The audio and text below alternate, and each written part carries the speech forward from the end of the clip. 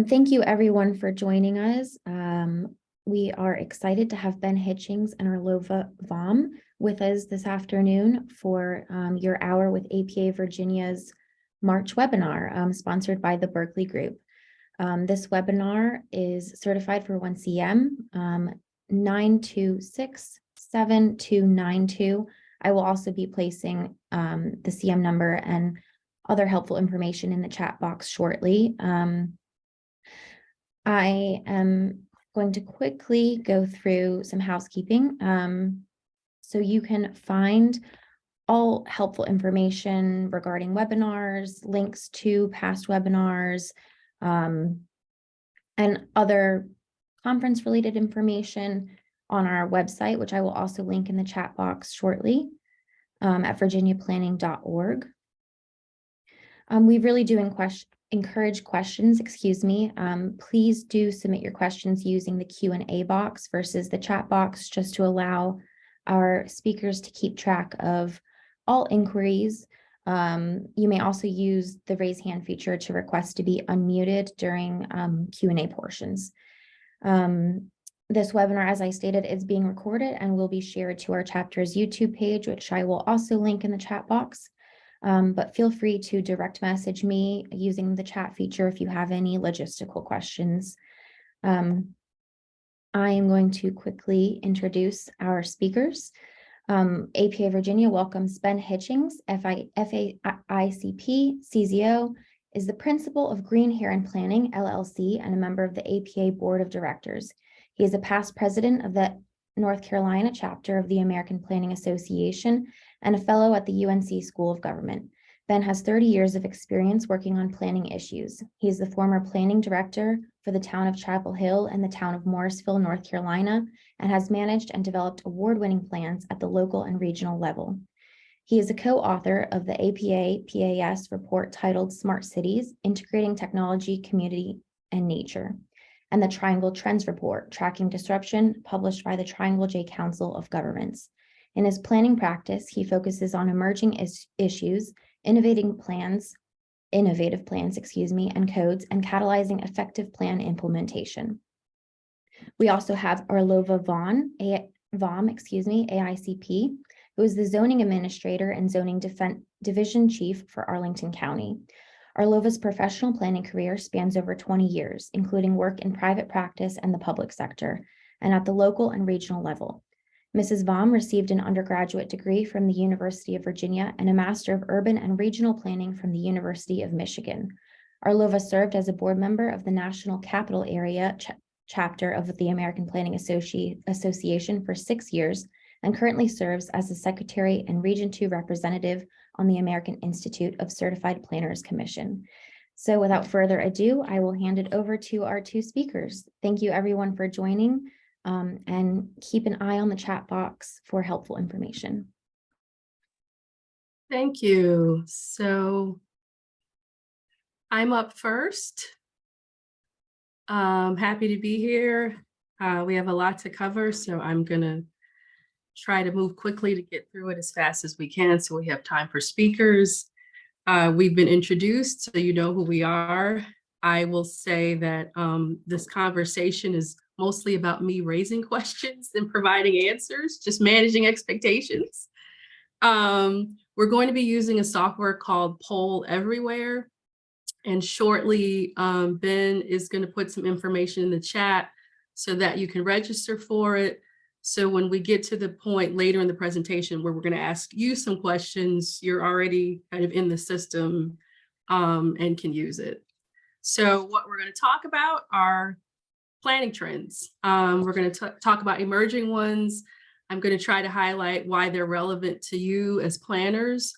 And Ben is going to offer some strategies how you can evaluate these trends and manage change.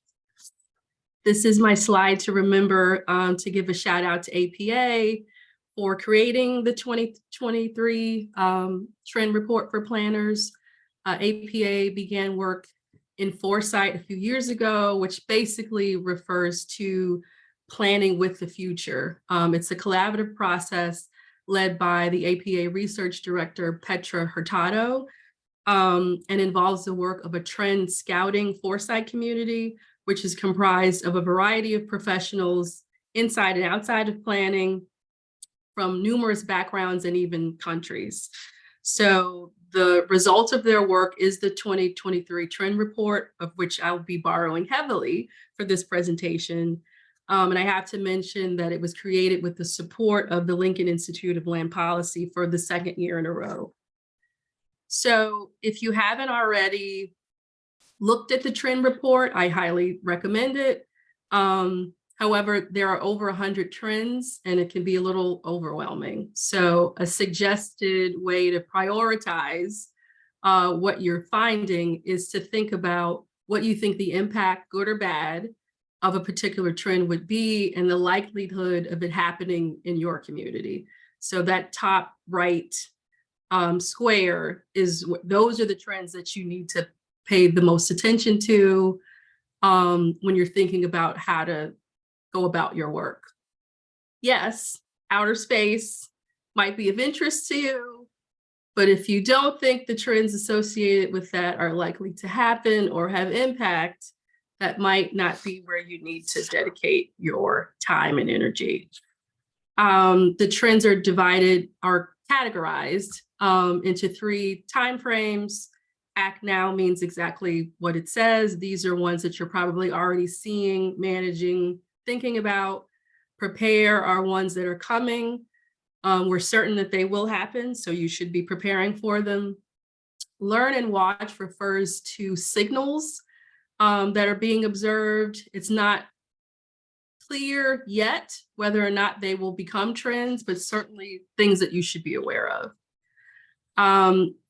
The trends are also divided into categories. So APA uses a STEEP model. So that stands for societal, technological, environmental, economic, and political. And those are all ways that the trends are being evaluated with the emphasis of the planning profession in mind. So without further ado, we're going to start with ones we need to act on now. And the first that I've chosen is climate. And just to be clear about how the presentation is organized, I have chosen several larger trend categories. The bullet points represent each individual trend.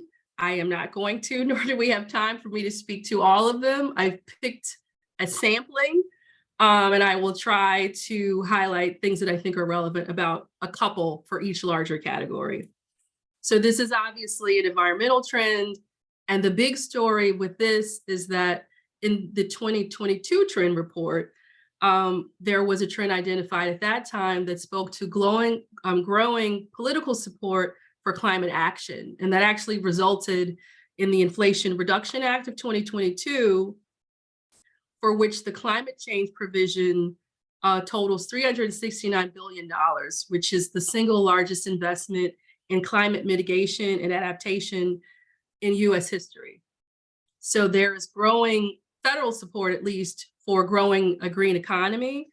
And what this looks like are tax incentives and tax credits for both consumers, so for us, and for businesses to incentivize low carbon industries. So think electric vehicle production, solar, wind power, green infrastructure, habitat restoration. Similarly, the Inflation Reduction Act has incentives for clean energy. So there's an emphasis on US manufacturing of solar panels, wind turbines, and battery storage technology. And of particular relevance to planners, depending on the community that you're in, if you are an area that has existing manufacturing capacity and facilities, perhaps that were created for some other purpose, this could be a potential for job growth for transitioning to some of these industries. The digital era. So city on demand refers to a growing desire for local government, for planners and other forms of local government to perform the same services or services in the same way as being done by private companies. So the example that the image is representing is about local transit agencies who this is relevant for communities that maybe don't have the population density to support traditional public transit. And so what's being piloted are on-demand transit or microtransit services that use municipal staff and vehicles on software platforms managed by private companies. So similar to that offered by private ride sharing, communities are looking into this because there's growing demand for the public sector to act and provide service in the same way as the private sector. Data centers are particularly relevant in Virginia. We're the data center capital of the world, basically. A previous 2022 trend spoke to encouraging planners to think about the environmental impact of data centers and how to optimize their location. An Act Now trend we're seeing is them moving into cities via co-location. So data centers, which used to largely be in data farms and suburban locations, are moving into urban ones to be closer to users because of the demand for data increases a greater demand for how to store it and transmit it. For planners, there's opportunities there to utilize the waste heat generated by data centers for energy production. In terms of health, the trend that I wanted to highlight is the dementia and aging populations. There is a trend that when you combine the aging population in general of this country with the impacts of long COVID, we're expected to see a doubling of people with dementia and Alzheimer's disease by 2060. And this trend is expected to have a greater impact on women and the Black and Hispanic populations. So for planners, the challenge is to provide policy support for affordability for older adults, especially those with dementia who are primarily staying in their homes. In Virginia, 1 in 5 residents are aged, in 2020, 1 in 5 residents were aged 60 or older. And most of those residents are likely to stay in their same house, and that is even higher for rural residents. So how can we support supportive aging communities, particularly for those with dementia, as well as intergenerational living, is a challenge I think planners are gonna, if you're not dealing with already, certainly is coming. Housing, it's something I think we're all talking about, regardless of the size of the community you live and work in. Affordable housing is a challenge for a number of reasons. Trends that I think are interesting are, as previously mentioned, multi-generational living. So young adults are much more likely to live in intergenerational housing now than in previous decades. And some communities are embracing this and purposefully try to attract and create multi-generational residents in co-housing developments. And that's a type where residents share responsibilities and volunteer time to handle shared needs like cooking and cleaning. So the relevance for planners is to be aware of varying and different types of building typologies and ownership structures, and to think about provision of services for mixed age and intergenerational households. For commercial to residential conversions, this is in response to the dramatic increase in remote work, which is resulting in larger office vacancy. And I'm a part of the problem. I'm working from home today. What's happening is cities and communities are trying to figure out what to do with this vacant office space. And so conversion to residential uses is happening, although it's a very complex and often expensive undertaking. If this is something that your community wants to encourage or enable, planners should be looking at what current zoning rules are doing or not doing to facilitate this reuse. So those are the Act Now trends. These are ones that you need to think about coming soon. The economy. So I focused on automation and declining downtowns. So automation is something that I think we can conceptualize and are used to thinking about as it relates to manufacturing, but it's made its way into the mainstream, including tools like Chat GPT, and has potential to cause major disruption in a number of industries. Ben and I just participated in an APA leadership retreat, and one of the materials provided was a document which gave an output for 3 questions asked using Chat GPT about, what's the purpose of planning? Please write a sample zoning code for a community. Please prepare an agenda for a community meeting. And it spit out answers to all of those questions very quickly. It's even, I believe, being tested out to do things like plan review. So I mentioned this not to scare everyone in the way that I was scared when I read it, but to think about how we might use this to work for us or to work with it. Don't be scared like me. Think about how automation can help you do your work more efficiently. Some thoughts or ideas for how it could work are to use to manage large data sets or to handle repetitive tasks. But things you need to be prepared for is how this might change areas reliant on office and knowledge work. So how this might change downtowns and the potential to disrupt employment if it has an impact on numerous other sectors, even outside of planning. Declining downtowns and business districts relates to an earlier point about the impact of COVID and office vacancy.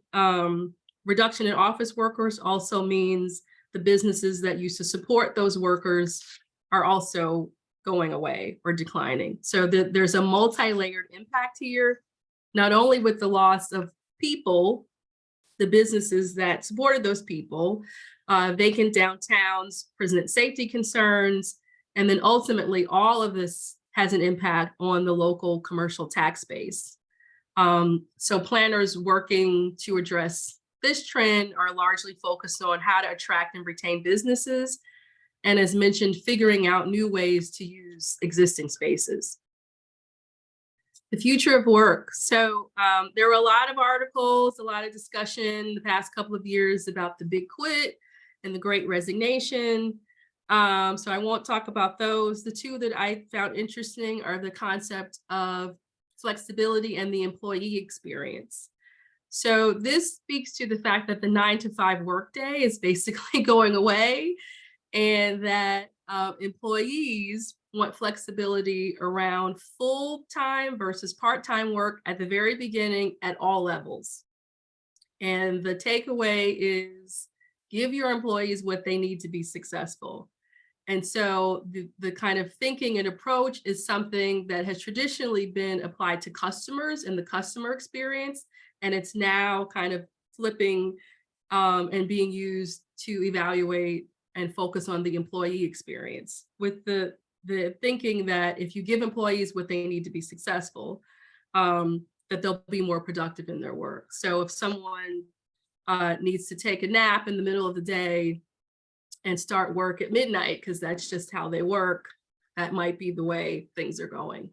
Upskilling refers to placing an emphasis on hiring skills, on hiring people based on the skills and the talents they have versus their level of education. And this could be a positive given the high cost of college education and graduate education, and also has potential positive implications for equity. So it's something that employers can support to make upskilling and even reskilling a part of work in the future. Okay, the last couple are about signals. So these may be things that you're not seeing at all, but we think might be relevant and might become trends. Supply chain. So we've all heard the term. We may have used it as an excuse for something in the past. There are a lot of factors impacting the global supply chain, including the Ukraine war, the continued impacts of COVID-19, and even extreme weather. And due to the uncertainty associated with each of these issues, the solutions are going to have to be local. So emphasis on things like climate adaptation, which could simply mean locating critical logistics centers away from weather-prone areas, and also things like 3D manufacturing printing that can be accomplished on our shores as opposed to reliance on products made elsewhere. Food supply shortages similarly are impacted by global events like the Ukraine war. For countries that receive exports from Russia or Ukraine, which is a high exporter, they both are high exporters of wheat, barley, and sunflower oil. Those countries are already feeling food insecurity. For the U.S., it's led to increased food prices. So other impacts of things like climate change also affect food supply due to weather conditions like droughts, flooding, and extreme heat.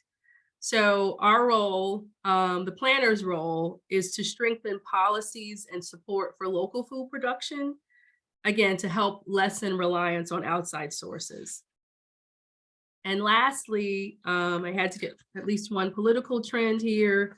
I've chosen status of democracy because this relates to the increasing lack of public trust, which just makes all of our work more difficult. It's exacerbated by the increased political polarization. And so anything that threatens or hampers planners' ability to build trust with the people that they're working with and working for makes it harder to come together to create a unified vision for a place, to have meaningful impact and genuine conversation. This is not a problem for planners to solve per se, but it's something that we all need to be aware of because it just makes our work a lot harder. So I've said a lot.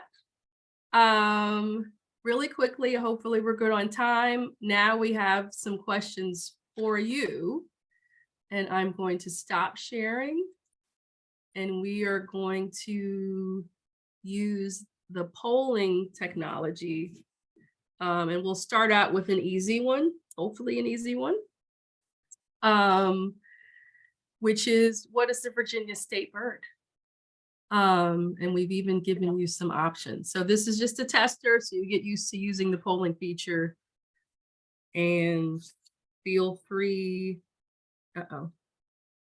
One second. We'll get it up there for you in a second. Are we ready? Oh.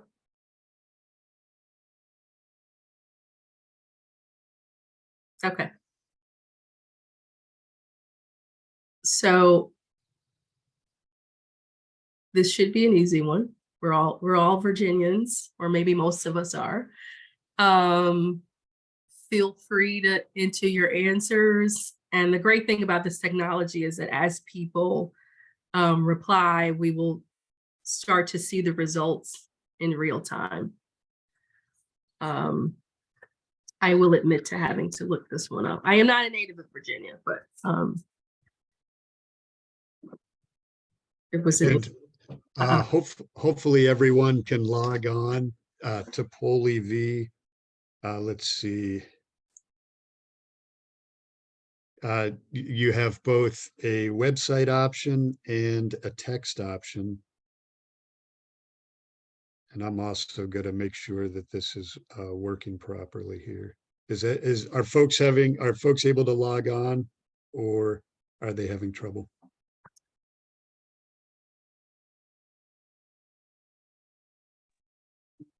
For reference, okay, we are getting some feedback from attendees that they are able to access it. The link is put in the chat box, everyone, if you are looking for it.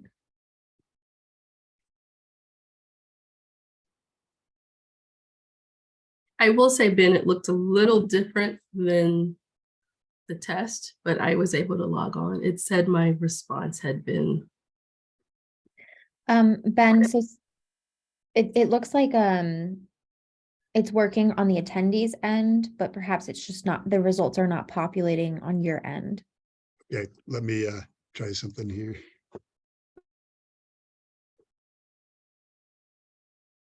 Thanks for your patience.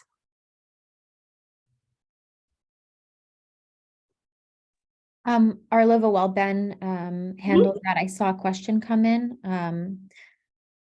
Uh-oh. Chris Kreider, are you seeing any trends in the growing number of amenities being included within multifamily residential development? It may be pulling people away from shared spaces, local retail, and coexisting. Concern is we're creating vertical gated subdivisions where only people of one socioeconomic group are isolating and reducing number of people trips in our city. That's a mouthful. And I work with Chris, so I will certainly talk to him after this is over about, about that question. For a time, we were seeing, and my memory is mainly during COVID, we were seeing certainly more housing types with more amenities kind of in the building. And so smaller units with larger shared amenity spaces. That was something that we were seeing for a time. Certainly at the single family level, more private outdoors, more needs for having your own outdoor space and ways to recreate without having to go other places. So that's probably true about people kind of wanting to have everything at their fingertips and not necessarily wanting to have to leave to access certain amenities. Mm-hmm. I am still getting an error message somehow on my end with the poll, so I'll keep working on it. Maybe you can handle So what I'll do is just ask the questions. And I guess if people can just use the chat, we can just kind of see. And so I will, in that case. Give me one moment and I will just allow Okay. the attendees to be able to chat with everyone, so everyone will be able to see the information that's coming in. Got it. Okay. We're all set on that end. I'm going to keep trying to share the poll though, so oh, okay, well, all right, never mind. Did it work? I can't tell till I share it. You want to try one more time? Yeah, let me try one more Okay.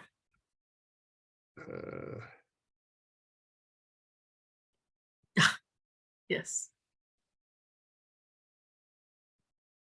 Cardinal is correct. I don't think I'm stealing the thunder for that one.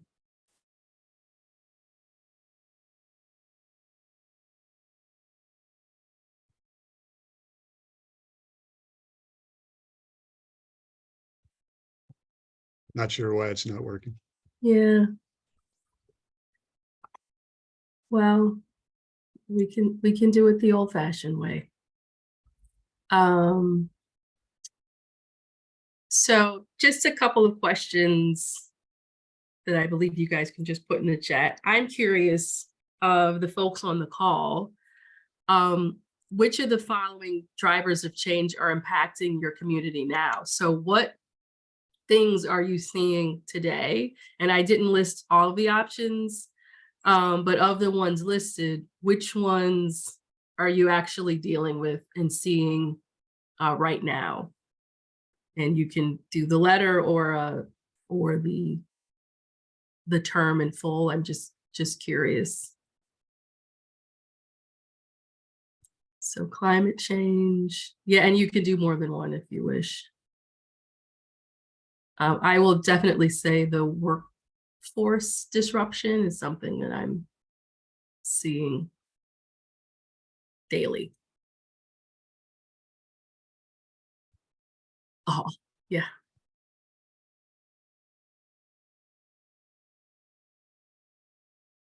aging populations, workforce disruption, many votes for climate, and many people seeing multiple ones.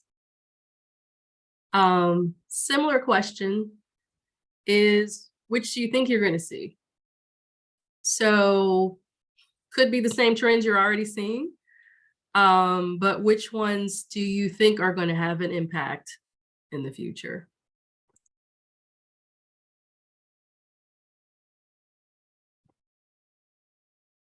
And lots of, yes, aging certainly is lots of votes for climate change and economy. All, yep.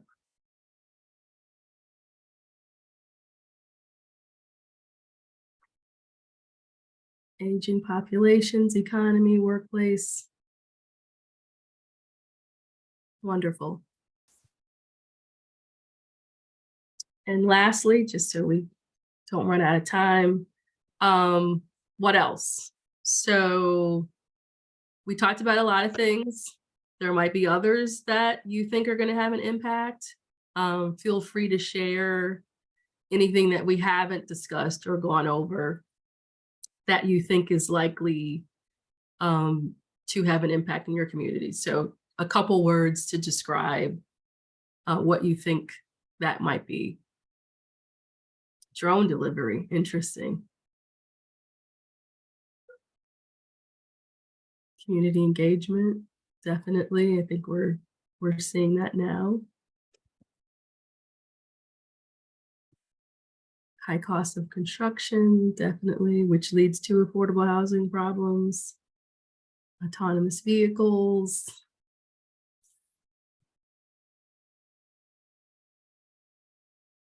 Great. In the interest of time, I will stop. So now that I've maybe scared and depressed everyone about all the things that are coming, Ben, thankfully, it's going to help us figure out ways to manage and I evaluate all of these changes that are coming. So. Thanks so much, Arlova. Arlova talked about, one of the topics Arlova talked about was workforce disruption. And many sectors of the economy are clearly struggling to find enough workers. And so a number of them are resorting to new techniques to attract the labor they need. And here's a sign that I came across recently. So if you ever get burned out on planning, it sounds like there's work at the local pawn shop. Apparently it's a fun place to work. Again, my name is Ben Hitchings. Great to join Arlova and y'all this afternoon. I'm based in Durham, North Carolina. I'm your Region 2 APA rep and complementing Arlova as your Region 2 AICP commissioner. And a lot of my presentation is based on work that I've been doing with former APA research director David Rouse over the past couple of years, as we work to try and figure out how to help communities operationalize more of a future focus in their daily operations. And a big challenge for us, after seeing the scan that Arlova provided, is how do we make sense of all these different forces at work, all these different issues in a rapidly changing world, and how do we better prepare our communities to be able to respond effectively? And I think of emerging issues like a meteor storm, with each issue in a different stage of approach before it makes landfall in our community. Some of the issues may end up missing us entirely, and others may make a direct hit. And the challenge is that we're often not sure which ones are going to have the greatest impact. So there's some things we can do to try and sharpen our system for understanding these issues and preparing ourselves to better address them. And one tool that was developed years ago in the project management industry that some futurists use is this concept of the cone of uncertainty. Perhaps you've heard of it. Imagine that you are standing on the left side of this image where that person is who's sort of questioning, and you've got the issues coming at you from the future into the present, from the right side of the image. So here you are, here are the issues coming at you. The further away the issue is, the less information we have about it. And so we have less to go on to develop a coherent response. So as we work to address each issue, there are different things we can do in the short term versus the medium term and the long term. And that really corresponds with what Arlova described of the things we can act on or prepare for or watch and learn about. In the long term, we can work to understand an issue. Maybe we can establish a vision for how we think we might want to handle it, or a direction that we might try and go in to prepare ourselves for the issue. In the medium term, we have more information, so we may be able to develop more of a concrete strategy for how we respond as the issue gets closer to us. And then in the short term, we often have enough information to be able to develop specific tactics that enable us to actively address the issue.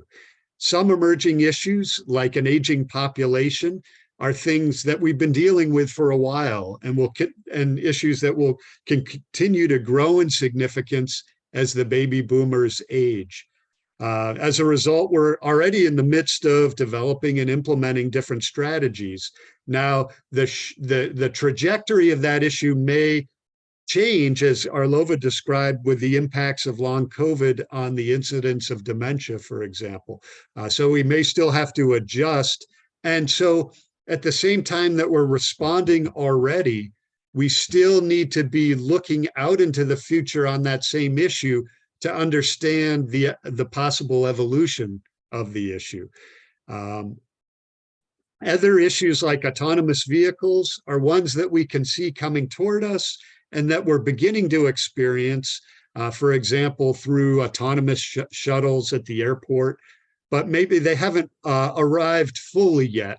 And so in these cases, we may be focused more on a vision and framework for how to address the issue.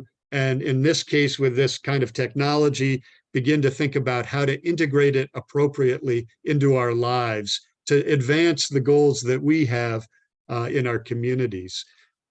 In every case, regardless of the issue, we need to work both sequentially through this time frame and simultaneously at each of these different temporal areas to understand what's happening now and what could happen in the future.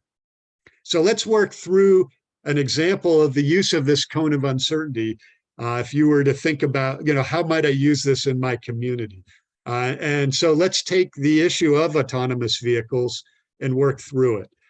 Experts think that it may be 1 to 2 decades before half the vehicles on the road are autonomous. So what might that mean for our communities? Well, in the short term, let's say 1 to 2 years, we might begin to think about the impact of AVs on public investment. I actually had this experience working as a planning director where we were contemplating investing in a new parking deck downtown. This is a deck that would be paid off with revenue bonds over a 20-year period. So our council asked, well, what happens if, as a result of autonomous vehicles, at some point, 15, 20 years down the road, vehicles drop off their occupant downtown and then drive themselves to a cheaper parking location on the periphery? What's the risk that our parking revenues might crater and we lose the funding source that is enabling us to pay off these bonds? Then we're going to have to make up that revenue with other kinds of revenue from or draw from our general fund. It could have important financial implications for our ability to to do things and use our funds wisely in the community. So that's an example of a current dimension of an issue that is still very much evolving. In addition, we also might develop a pilot project like the city of Austin has done with their downtown autonomous shuttle that they've been testing in recent years.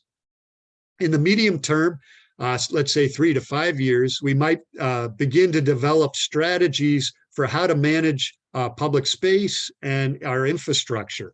So some experts think that a world with lots of autonomous vehicles might function more, our downtowns might function more like an airport drop-off zone, where instead of parking on the street or in a parking lot, vehicles might drive the occupant downtown, drop them off, and then the vehicle would circle around or drive itself to a remote location.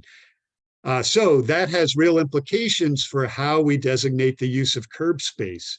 This is a topic that we've started to get seen a lot more thinking around as a result of the pandemic and repurposing on-street parking for restaurant pickup and that kind of thing. So that might become a major medium-term activity.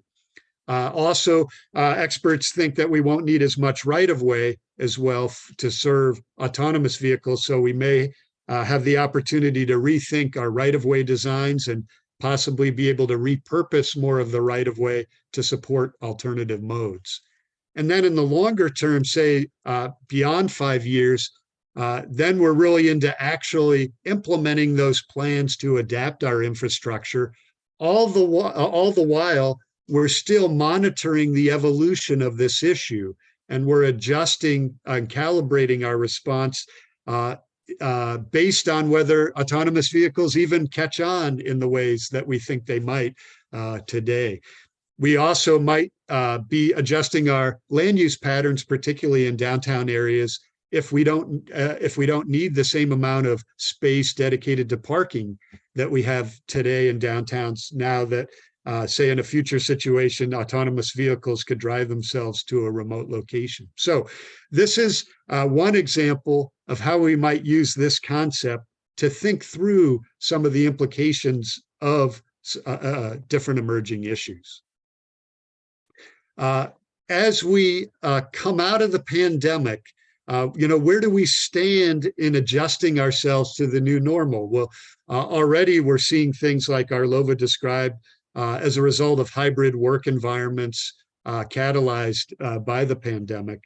Yet at the same time, I don't know if you have this experience in your communities. I know certainly I did on the heels of a major crisis where so often community stakeholders and elected leaders are really focused on the now.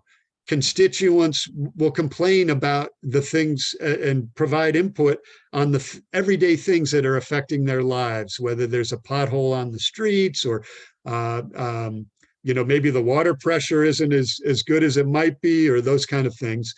And so often on the heels of major disruptive events like the pandemic, there's pressure to return to the way things were before. Yet one of the things we saw in rich evidence in the pandemic was how important flexibility and response time are to generating a timely and effective answer to a disruptive event. And the loss of even a month, as we saw during the pandemic, really can affect how the issue impacts, the disruptive event impacts our community. Communities that were able to mount a coherent and timely response to the pandemic were able to blunt some of the worst effects of it, reduce the harmful impacts on vulnerable populations, and in some cases even save lives by getting testing centers and vaccination centers online more quickly. So we really have to evolve our systems to better prepare our communities for the next disruption. And so that is our challenge, to find a better way to organize ourselves to track and address emerging issues. And so here are a few thoughts on how to do that, and also a few thoughts on what we're trying to do. At the simplest level, I think we're trying to do two things. We're trying to reduce social vulnerability in our communities so that our constituents have more resources to help them weather the next crisis. And this is something that many of our communities have been doing for years, trying to improve the job prospects in the community, trying to provide more affordable housing, trying to improve the quality of life. All of those things can help reduce social vulnerability and establish more freeboard, if you will, that gives folks a little bit of a cushion to weather a disruptive event. And then the other thing we're trying to do is increase our readiness, for example, as a local government, to respond more quickly and effectively to these disruptive events. So how might we build our resilience and our readiness? David Rouse and I think there are 4 things that we can do to chart a pathway to operationalizing more of a future focus in our work.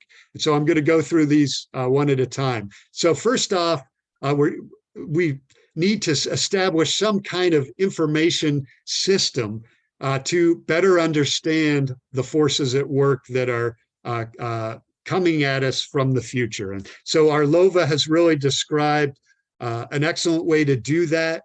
And we've got a tremendous partner in our national organization and all the work that Petra Hurtado and the research team and Joel Albizo, our CEO, are doing to promote the use of foresight and create tools for us to use in our work in our various communities. And so we might, to establish an information gathering system, we might establish what we might call a tracking disruption working group, for example.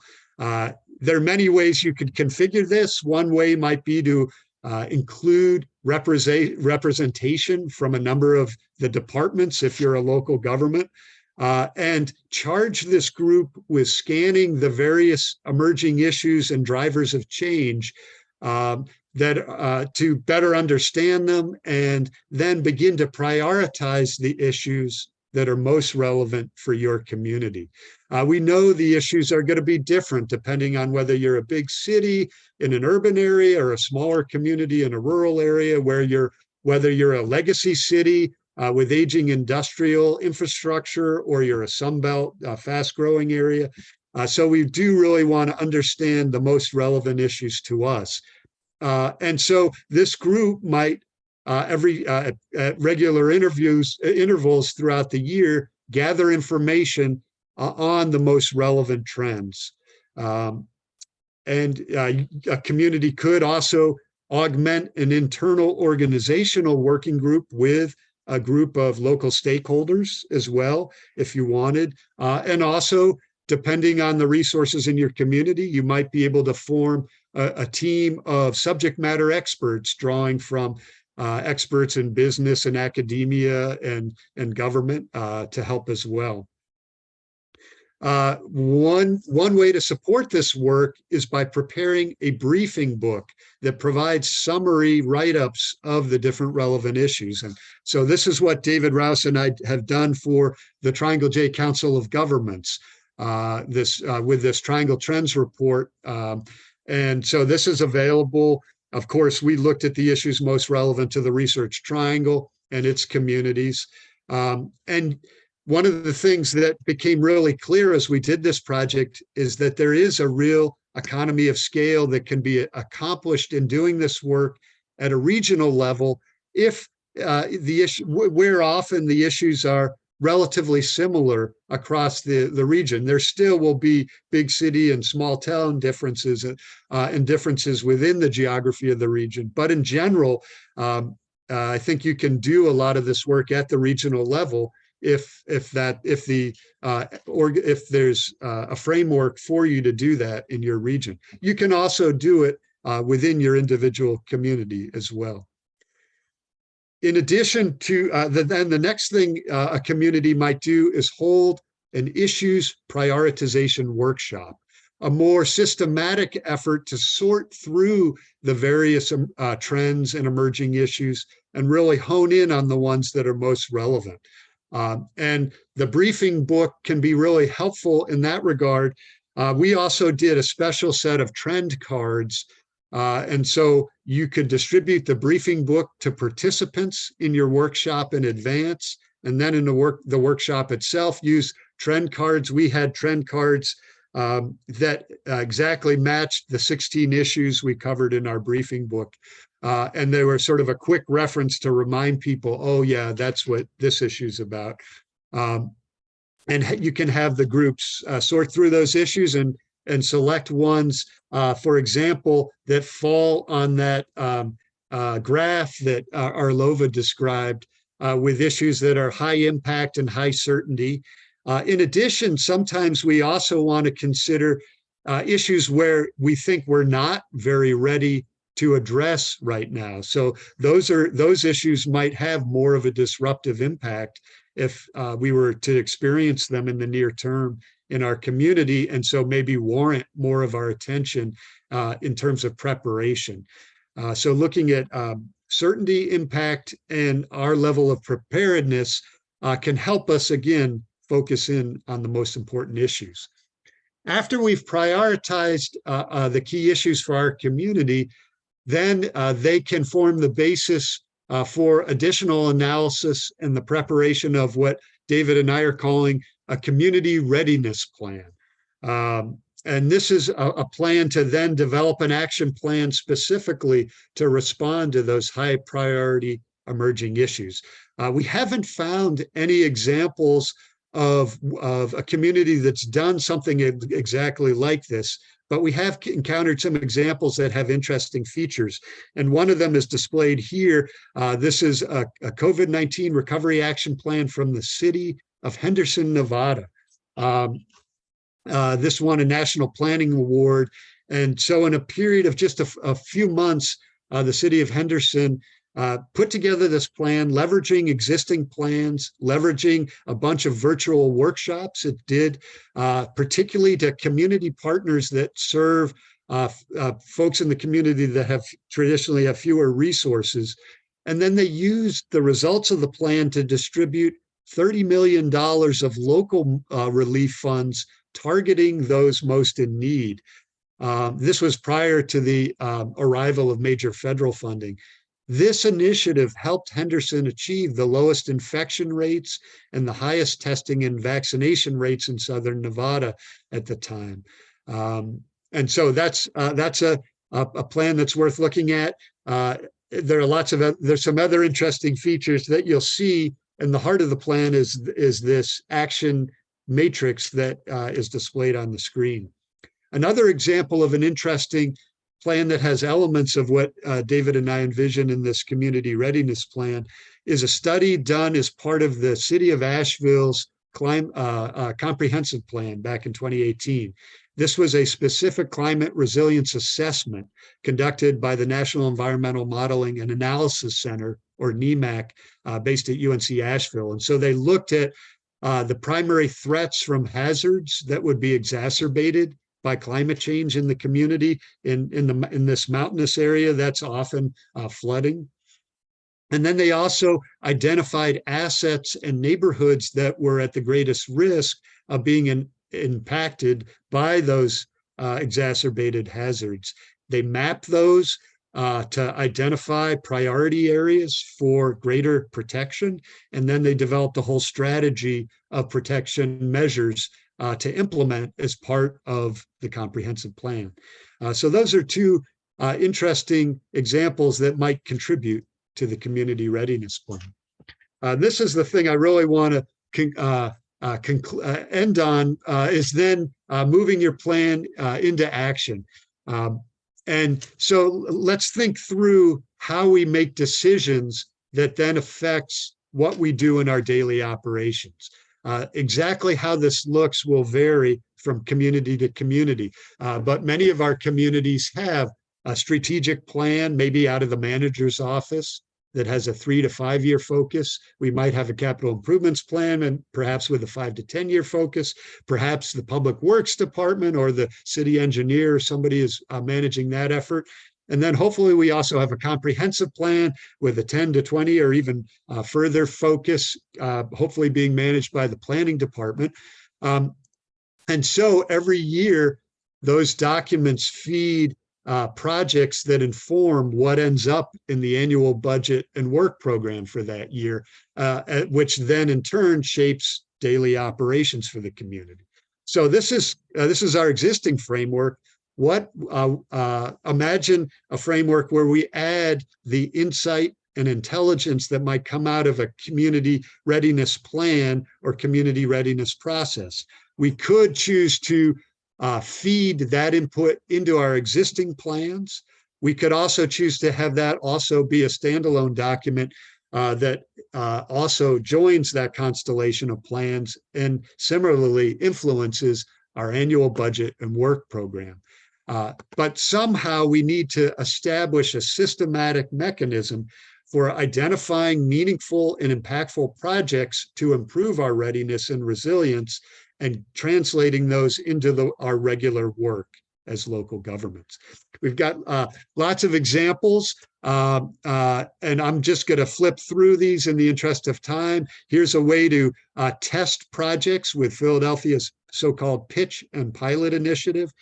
We have a great example of an implementation effort from Chula Vista, California, with the digital equity and inclusion plan that they developed to help make sure that everyone has access to broadband in their community. We have a nice example from Lancaster, Pennsylvania, of a community that developed an action plan for making itself more age and senior friendly. And we have an example from Florida. Perhaps you've heard about Babcock Ranch, the community that was designed, located, and built to help make itself super resilient. And so in the wake of Hurricane Ian, it took them one day to recover from Hurricane Ian because they had their own power supply from a solar array that was part of the project. And they had built the project a little bit further inland from the coast, still near Fort Myer, which you may recall got hammered by Hurricane Ian. So this is a great example of building a new neighborhood or community in a way to be more resilient in the face of climate exacerbated hazards. There are lots of resources available to you. Arlova's given you a great tour of the trends report. We've got various PAS reports. There's a new one on climate mitigation and adaptation that's really good. If you haven't seen it, APA has a wonderful resource called the Research Knowledge Base, and you can take a deeper dive into a whole variety of issues through that. We also have the Triangle Trends report that David and I did. And so with that, let's see. I think we're pretty much out of time. I think we're going to skip this poll and we're just going to see if we have time for maybe another question or two. Arlova, did you see any additional questions pop up from the group? I tried to answer two that came up while you were talking. Oops, it looks like the new poll's working, but we're just going to have to forego it. Oh, sorry. Let's see. Well, let's see. I think that we are almost at 1 o'clock here. Jillian, we'll turn it back to you to close us out. Thank you, Ben and Arlova. I think it was an incredibly informative webinar, and hopefully will leave our attendees, I know it will leave our attendees with much to think about. We will be following up with a email to all attendees with contact information for our speakers, along with presentation slide decks and the link to the recording, which will be on our chapter YouTube. Please feel free to reach out to APA Virginia if you have any questions or interest in presenting a webinar. Thank you, everyone, for joining. Take care, y'all. Thank you.